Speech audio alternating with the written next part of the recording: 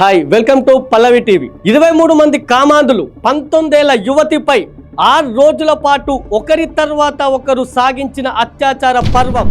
దేశాన్ని పాలిస్తున్న ప్రధాని నియోజకవర్గంలో రౌడీ షీటర్లను ఏరి పారేస్తూ బుల్డోజర్ల రాజ్యాంగాన్ని అమలు చేస్తున్న యోగి ఇలాకాలో ఏకంగా కాశీ విశ్వనాథుడు కొలువై ఉన్న వారణాసిలో జరిగిన దారుణమిది. నిర్భయ దిశ ఘటనను మించిన నరకం.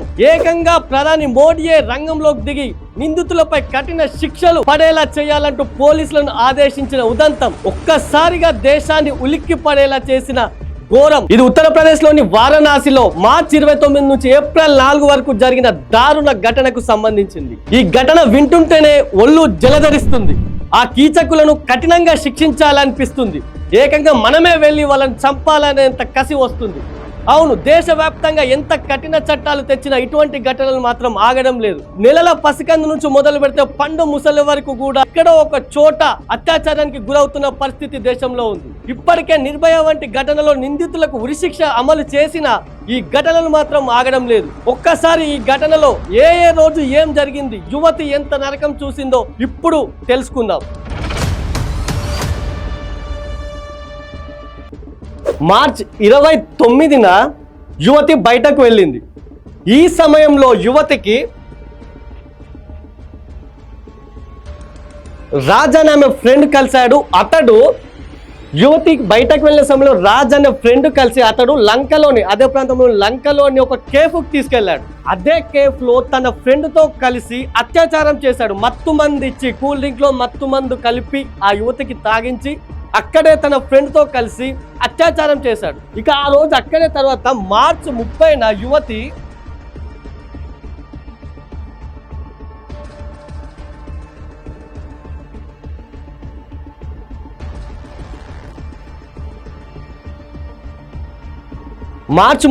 అక్కడి నుంచి అయిపోయాక నిందితులు వదిలేశారు. ఆ తర్వాత తెల్లారి మరుసటి రోజు యువతి సమీర్ అనే యువకుని కలిసింది. ఇతడు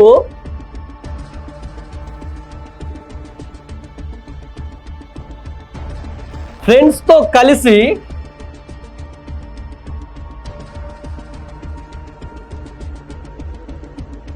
ఒక జాతీయ రహదారి వద్దకు తీసుకెళ్లి అక్కడే యువతిపై అత్యాచారానికి పాల్పడ్డాడు. ఇతడు కూడా మత్తు మందు ఇచ్చి ఆ తర్వాత సమీర్ ఆ యువతిని ఒక జాతీయ రహదారి వద్దకు తీసుకెళ్లి అక్కడ జాతీయ రహదారి పక్కన మత్తు మందు ఇచ్చి తన ఫ్రెండ్స్ తో కలిసి అత్యాచారం చేశాడు. ఆ తర్వాత నదేసర్ అనే ప్రాంతంలో యువతిని వదిలిపెట్టి వెళ్ళాడు. ఇక ఆ తర్వాత మార్చి 31న నదేసర్ ప్రాంతంలో సమీర్ అనే యువకుడు తన ఫ్రెండ్ అతడు కూడా యువతి ఫ్రెండే అక్కడ అత్యాచారం చేసిన తర్వాత ఆ ప్రాంతంలో వదిలివేయడంతో మార్చి 31న ఆ యువతి ఆయుష్ అనే వ్యక్తిని కలిసింది. ఇతడు కూడా ఆ బాధితురాలి ఫ్రెండే. ఇతడు ఏం చేశాడు, తన 5 ఫ్రెండ్స్ తో కలిసి సిగ్గాలోని మరో కేఫ్కి తీసుకెళ్లాడు. అక్కడ బాధితురాలపై అప్పటికి మత్తులోనే ఉన్నటువంటి బాధితురాలపై మళ్ళీ అత్యాచారం చేశాడు. వరుసగా ఫస్ట్ రాజు, తర్వాత సమీర్ తన ఫ్రెండ్స్ తో కలిసి, రాజు ఫ్రెండ్స్ తో కలిసి, సమీర్ ఫ్రెండ్స్ తో కలిసి, ఇక్కడ ఆయుష్ కూడా తన 5 మంది ఫ్రెండ్స్ తో కలిసి సిగ్గాలోని కేఫ్కి తీసుకెళ్లి అక్కడ అత్యాచారం చేశాడు. ఆ తర్వాత ఏప్రిల్ 1న బాధితురాలు సాజిద్ అనే వ్యక్తిని కలిసింది. ఆ రోజు సాజిద్ ఏం చేశాడు, మళ్ళీ తన 3 ఫ్రెండ్స్ తో కలిసి ఒక హోటల్కి ఆ బాధితురాలిని తీసుకెళ్లి అక్కడ అత్యాచారం చేశాడు. అక్కడ అత్యాచారం చేసిన తర్వాత అందులోని ఒకడు ఆ అమ్మాయిని వేరే దగ్గర వదిలిపెట్టేసి వచ్చాడు. అయితే ఆ తర్వాత సాజిద్ హోటల్కి తీసుకెళ్లి తన 3 ఫ్రెండ్స్ తో కలిసి అత్యాచారం చేయగా ఆ తర్వాత అందులోని ఒకడు ఆ అమ్మాయిని వదిలేసి వచ్చాడు. ఆ తర్వాత ఆ యువతి ఇమ్రాన్ అనే వ్యక్తిని అదే రోజు ఏప్రిల్ 1న ఇమ్రాన్ అనే వ్యక్తిని కలిసింది. అతడు కూడా మత్తు మందు ఇచ్చి మళ్ళీ అత్యాచారం చేశాడు. 3-4 రోజులుగా అమ్మాయిపై అత్యాచారాలు జరుగుతూనే ఉన్నది. అమ్మాయి మత్తులో ఉన్నది. వీళ్ళు మాత్రం ఎవరైతే తన ఫ్రెండ్స్ గా చెప్పుకున్నట్టు వీళ్ళంతా మాత్రం కిరాతకంగా ఆ అమ్మాయిని అత్యాచారం చేస్తూ వచ్చారు. ఇంకా ఇంతటితో ఆగిపోలేదు. ఈ తర్వాత ఇమ్రాన్ అత్యాచారం చేశాక అక్కడే వదిలిపెట్టేసి పారిపోయాడు. ఆ తర్వాత ఏప్రిల్ 2న రాజ్ అనే మరో ఫ్రెండ్ను యువతి కలిసింది. అప్పటికే ఆమె మత్తులో ఉంది. రాజ్ ఖాన్ ఏం చేశాడు, గంజిలోని తన ఇంటికి తీసుకెళ్లాడు. అయితే అక్కడ అత్యాచారం చేయబోతుండగా యువతి గట్టిగా అరిచింది. వెంటనే యువతిని మరో ప్రాంతానికి తీసుకెళ్లాడు. 80 ఘాట్ అనే ప్రాంతానికి రాజ్కాంత్ తీసుకెళ్లాడు. అక్కడ మత్తుమందిచ్చి అత్యాచారం చేయకుండా వదిలేశాడు. ఇక ఆ తర్వాత ఏప్రిల్ 3వ తేదీన బాధితురాలు డానిష్ అనే యువకుడిని, ఇతడు కూడా ఆమె ఫ్రెండే, అతడిని కలిసింది. అయితే అప్పటికే మత్తులో ఉన్న యువతిపై డానిష్ మరో ఇద్దరితో కలిసి అత్యాచారం చేశాడు. మత్తు మందిచ్చి అత్యాచారం చేసిన తర్వాత బాధితురాలని చౌకీ ఘాట్ వద్ద వదిలేశాడు. ఇక మనం చూడొచ్చు, మార్చి 29న యువతి బయటకు వెళ్ళినప్పుడు రాజ్ అనే వ్యక్తి కలిశాడు. అతడు లంకలోని కేఫ్ తీసుకెళ్లి అత్యాచారం చేశాడు తన ఫ్రెండ్స్తో కలిసి. ఆ తర్వాత మార్చి 30న యువతి, బాధితురాలుగా చెప్తున్న యువతి సమీర్ అనే యువకుడిని కలిసింది. సమీర్ కూడా తన ఫ్రెండ్స్తో కలిసి ఒక జాతీయ రహదారి పక్కకి తీసుకెళ్లి అత్యాచారం చేశాడు. నదేసర్ అనే ప్రాంతంలో వదిలేశాడు. ఆ తర్వాత మార్చి 31న ఆయుష్ అనే వ్యక్తిని బాధితురాలు కలిసింది. అప్పటికేమో మత్తులో ఉంది. దాంతో ఇదే అదునుగా భావించిన ఆయుష్ తన 5గురు ఫ్రెండ్స్తో కలిసి సిగ్రాలోని కేఫ్ తీసుకెళ్లి అక్కడ అత్యాచారానికి పాల్పడ్డాడు. దాని తర్వాత ఏప్రిల్ 1న బాధితురాలు సాజిద్ అనే వ్యక్తిని కలిసింది. సాజిద్ కూడా మరో 2 ఫ్రెండ్స్తో కలిసి హోటల్కి తీసుకెళ్లి అక్కడ అత్యాచారం చేశాడు. అదే రోజు అక్కడ అత్యాచారం చేసిన తర్వాత వాళ్ళు వదిలేయడంతో యువతి ఇమ్రాన్ అనే వ్యక్తిని కలిసింది. అక్కడ ఇమ్రాన్ అత్యాచారం మరో 2తో కలిసి అతడు కూడా అత్యాచారం చేశాడు. ఆ తర్వాత ఏప్రిల్ 2న రాజ్ఖాన్ అనే యువతి కలిసింది. ఇతడు కూడా ఆమె ఫ్రెండే.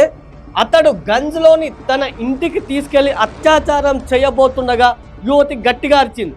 దీంతో వెంటనే రాజ్ఖాన్ భయపడిపోయి అతన్ని, ఆ బాధితురాల్ని 80 ఘాట్ అనే ప్రాంతానికి తీసుకెళ్లి మత్తు మంది ఇచ్చి వదిలేశారు.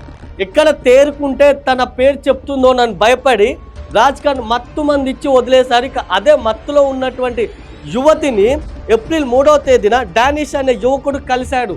డానిష్ కూడా మరో 3 తన ఫ్రెండ్స్తో కలిసి సాజిద్ సహా మరో 2, మొత్తం 4 వీళ్ళంతా బాధితురాలిపై మరోసారి దారుణంగా అత్యాచారం చేసి చౌకీ ఘాట్ వద్ద వదిలేశారు. మొత్తం 6 రోజుల పాటు ఆ బాధితురాలికి వీరంతా నరకం చూపించారు. ఇక 3 తారీఖు తర్వాత ఏప్రిల్ 4వ తేదీన బాధితురాలు ఇంటికి చేరుకొని ఇదంతా జరిగిన ఘటనలను ఎవరెవరు ఏ రోజు ఏమేం చేశారో అంతా తల్లికి చెప్పింది. తల్లి వెంటనే పోలీసులను ఆశ్రయించింది. ఏ రోజు ఏమేం జరిగిందో అక్కడ పోలీస్ కంప్లైంట్ కూడా ఇచ్చారు. ఒక్కసారిగా ఈ పోలీస్ కంప్లైంట్తో ఈ ఘటననైతే వెలుగులోకి వచ్చింది, దేశాన్ని ఉలిక్కి పడేలా చేసింది.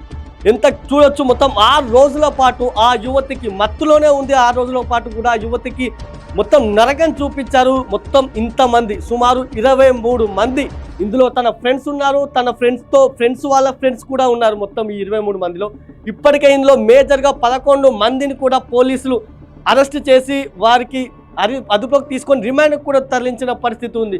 అయితే ఇక ఈ ఘటనపై ప్రధాని మోడీ కూడా సీరియస్ అయ్యారు. మొన్న వారణాసి పర్యటనకు వచ్చిన రోజు వెంటనే వారణాసి కలెక్టర్తో పాటు పోలీస్ కమిషనర్తోనూ ఆయన భేటీ అయ్యి ఈ ఘటనకు సంబంధించిన నిందితులపై కఠిన చర్యలు తీసుకోవాలని ఆదేశించారు. మరోసారి ఇటువంటి ఘటనలు జరగకుండా చూడాలని ఆయన చెప్పారు. ఇక్కడ మనం చూస్తే ప్రభుత్వాలు ఎన్ని కఠిన చర్యలు తెస్తున్నప్పటికీ ఇటువంటి ఘటనలు మాత్రం ఆగడం లేదు. నిర్భయ నుంచి మొదలు పెడితే దిశ మొదలుకొని చిన్న పిల్లలు సహా పండు ముసలి వరకు కామాంధులకు బలి అవుతూనే ఉన్నారు. ఇక్కడ యువతి మొత్తం 6 రోజుల పాటు ఎంత నరకం చూసిందో మనం చూడొచ్చు.